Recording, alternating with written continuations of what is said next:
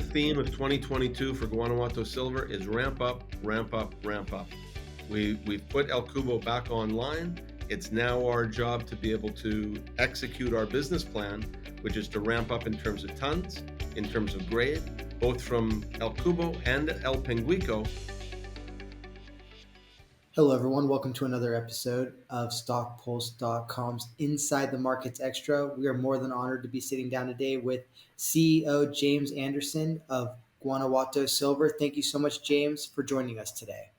Thanks so much for the opportunity. So, what's new?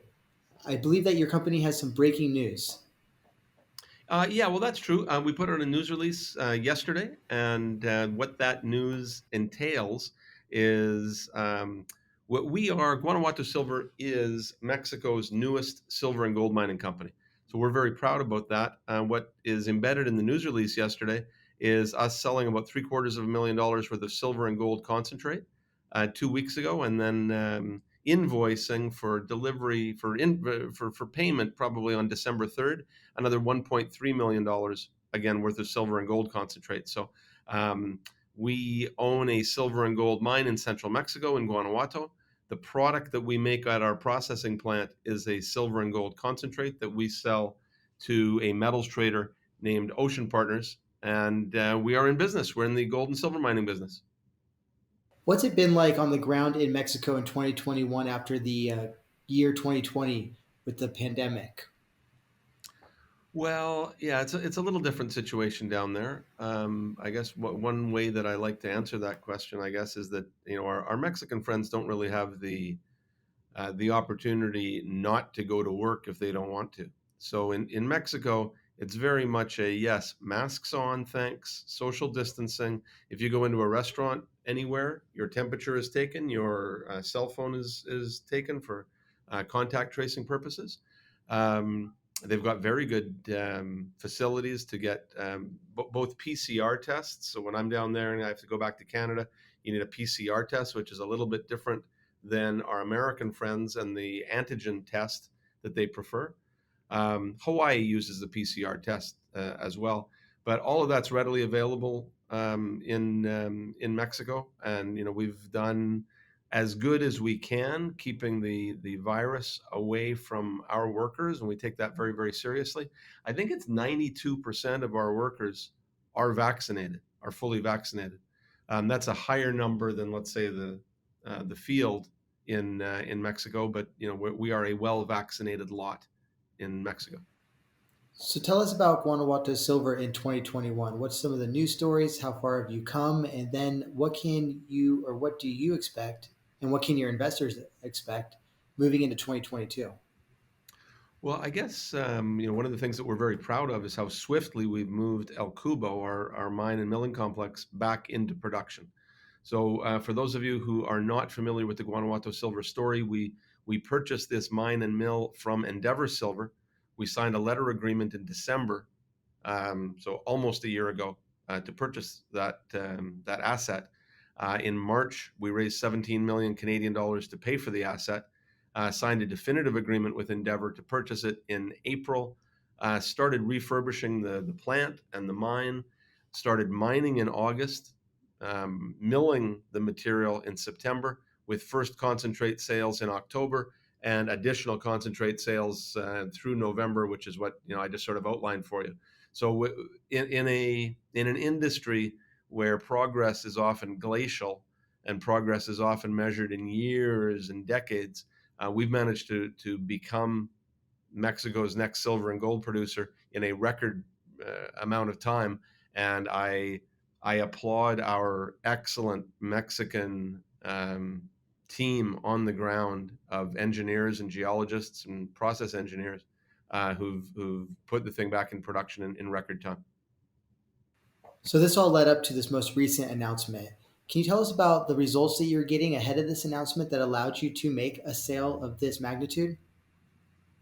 Well, simply putting the mine back into production, ramping up. Everything about our story really is ramping up in terms of mined tons, in terms of tons that we put through the plant, and in terms of grade, and that grade will get better and better as we go into 2022. I guess the other bit of news that's embedded in the news release from yesterday is the expansion of our private placement. We announced a financing of 8.25 million Canadian dollars, so that's about 6 million US. In yesterday's news release, we upsized that just slightly because we had some great shareholder demand for the financing. Sometime tomorrow, we'll put out a news release announcing the closing of about 8.1 million Canadian dollars of that financing, and there will be a second closing, Justin, in on Friday or Monday, as we just wrap up a little bit more paperwork. We'll close another million or $1.5 million worth of the placement at that time. So the financing outlook in this industry throughout 2021 has been positive, you would say. For our company or for the industry generally? For your company, but also the industry generally. Not for the industry generally, no. I would say that there have been several pockets of time, little windows of financing opportunity for the industry. For our company, yeah, I think we've done an extraordinarily good job in that regard, raising the $17 million to pay for this asset. We also raised $7.5 million US by virtue of a gold and silver loan with a European family office. So that was very, very helpful and came at exactly the right time for us. This top up financing that we're doing now is supported by all of our large shareholders. That includes Endeavour Silver, which is our largest shareholder. They wrote a $3.1 million check into this financing. Ocean Partners is the company that we sell our silver and gold concentrate to. So really, they've got a better handle than just about anybody else on how we're doing on the ground. And they came in and wrote an equity subscription for $500,000. And that's not something that they do with all of their customers. So we're very proud of that. Mermacan Capital is a Connecticut-based precious metals fund. Dan Oliver is the chap who runs that fund and is also on our board of directors. They provided a large investment in this private placement as well. So very well supported by the people who know us best and by our key shareholders. What has made Guanajuato Silver stand out from the rest in the eyes of institutional investors? Well, that's a good question. I'm going to just change. I'm going to change the question slightly. Let me answer the first part of the question. What has Guanajuato Silver done to make it stand out from the field? Once again, I would say the amazingly fast rate time frame that we've been able to put the mine and the mill back online and in production.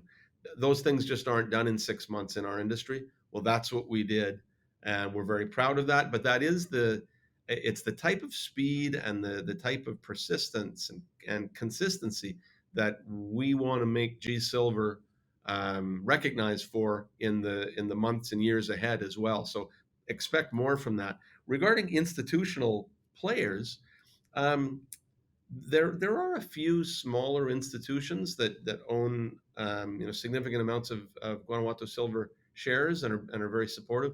For the most part, though, a lot of the larger institutions look at our market cap being about $100 million, and they say to me all the time, James, wow, what a great job! You guys are doing so great. Love what you're doing. Unfortunately, your market cap's too small for us to participate, and that is it's a problem with the industry generally, and just where our market cap is right now. But I also just see that as an opportunity for other investors who aren't shackled by constraints the way that some of the big investment houses and investment funds are constrained by. In an industry that's known for moving slowly, what has been the key to moving quickly and with precision? From the view of the executive, the one who ultimately is accountable for the organization. Yeah, I think the key to our success is our very, very Mexican team in Mexico. So you'll see almost all of the other expat companies, whether they're Canadian or American or Australian, they bring their own management teams to Mexico. So the top 10 or 15% are expatriates. That does not necessarily speed things along, at either at Mexican, bureaucracy and government offices, or just even on the ground.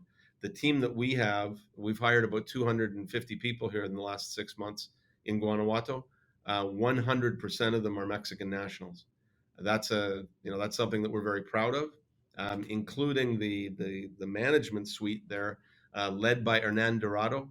Hernan is a fifth generation miner in Mexico. He's worked in Australia and Canada and throughout Latin America, but he's gone home to Guanajuato, where he graduated, to work with his father, who's also a mining engineer. So to have the father and son team, um, being in charge and moving the project forward, that's very inspirational for all of our other workers in Guanajuato. What unique hiring challenges did that present by hiring only Mexican nationals? Well, that's another great question.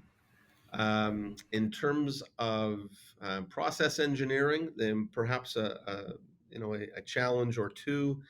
Maybe not uh, quite as many Mexican nationals having that kind of in-depth experience. But I can tell you, the city of Guanajuato is such a beautiful place that miners, geologists, engineers, metallurgists from all over Mexico would prefer to work with us in Guanajuato than in lots and lots of other places in Mexico. So it's been relatively easy.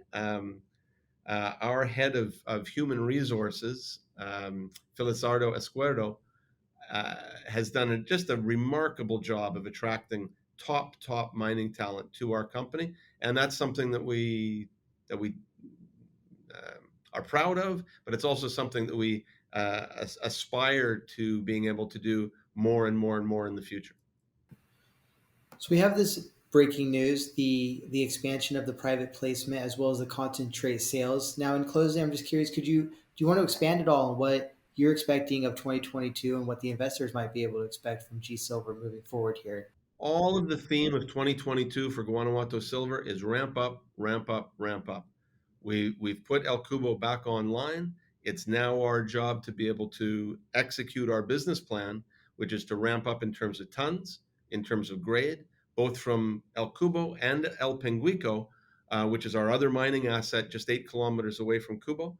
We have the ability to be able to deliver material from both of those mines to the centrally located mill. That's what we're going to do. And I think people who have watched us so far in 2021, I think can be reasonably happy that we have executed and hit all of the marks along the way. We're going to be, it is our goal to continue to do that. And, your viewers will be able to judge us along the way about just how we're doing. We've had the honor today of sitting down with Chairman and CEO of Guanajuato Silver, James Anderson. Thank you so much, James, for joining us today. Justin, thank you so much. I look forward to doing this again soon with you. Likewise, and thank you everyone for listening.